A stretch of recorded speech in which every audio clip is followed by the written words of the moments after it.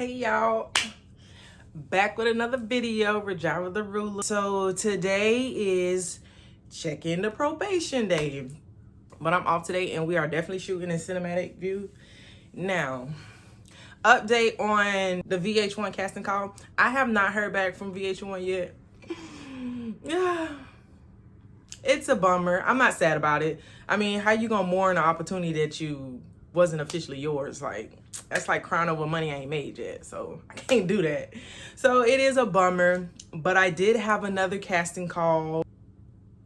I went through the call like I did with VH1. I meant to post about it and tell y'all about it. It's not that I'm hiding stuff from y'all. I just didn't get a chance to it because I had to go back to work and then it just got lost in the sauce.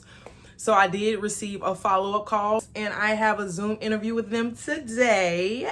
I'm so excited. So after I check in with probation, I will have that interview. So probation is always easy. It's still like nerve-wracking, but probation check-in is easy for me, honey, because we do what we're supposed to do over here because we're not going back to prison. So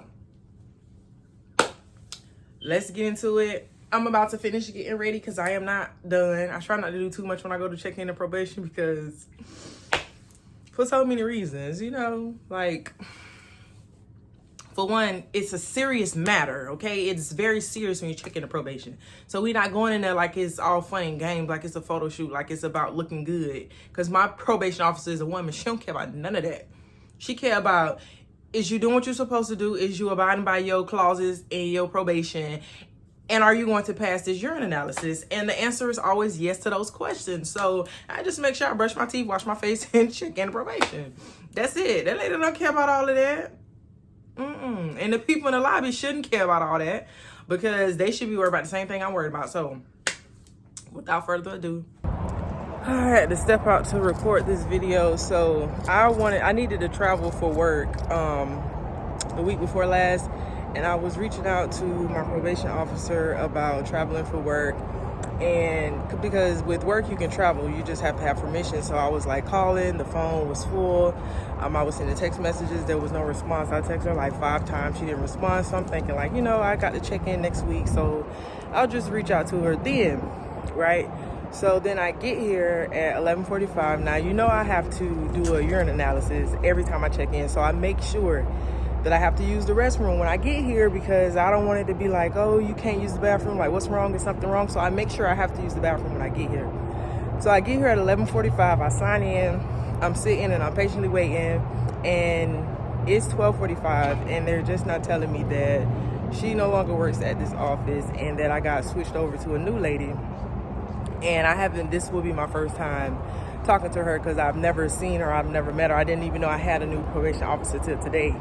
So they were like, you know, she's taking over her cases and she didn't know that she had a case today because today's her first day working the new cases. So I'm like, okay. So I'm sitting there and I'm like, well, can you like let her know, like, just in case I have to do a urine analysis, because I always do. I was like, I came in having to use the bathroom. I've been here for an hour, so I'm waiting on this lady. I can't go use the bathroom because if I go use the bathroom and then she needs a urine analysis, I'm not going to be able to give her one whenever she decides to come out and see me.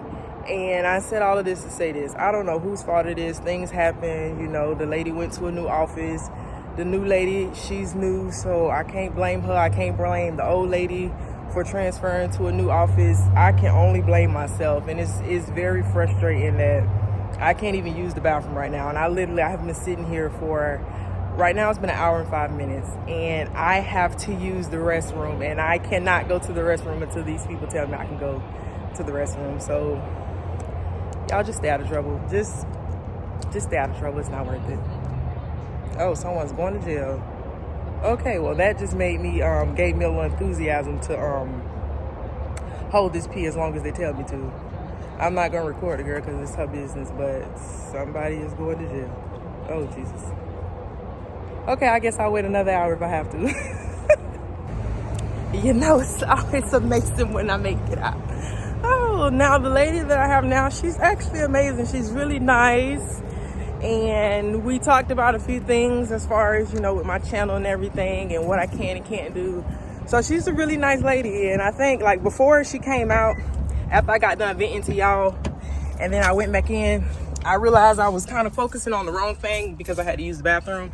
Like, I just got a new probation officer, so I had to woosah, especially after I seen that this girl had just went to jail. She failed her urine analysis. Poor thing. Seeing her go to jail, I hate that she went to jail, but it reminded me of what's important. I'd rather pee on myself.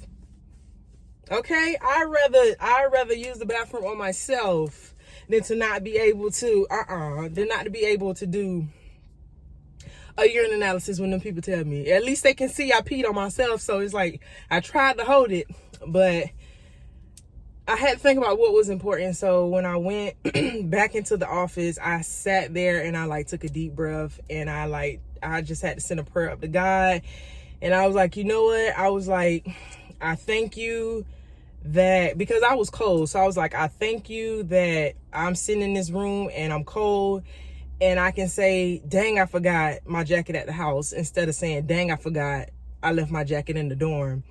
And I thank you that I'm sitting here waiting an hour on a probation officer in the free world instead of waiting on an officer for an hour in prison. So it's like I had to realign my thinking, because just being free is a blessing. And it's like I had to pray, you know, that I was like, Lord, I ask that you know, give with this new lady that I have, I was like, give her understanding and give her like patience with me. And I also had to ask that he gives me respect and submission, because I have to respect that lady and I have to submit to her, as well as I want her to have patience with me and have understanding. So I feel really good about it. I do. She's a sweet lady. She's real nice. So now let's go, because I got this interview. Let's get to the house and get ready for this interview.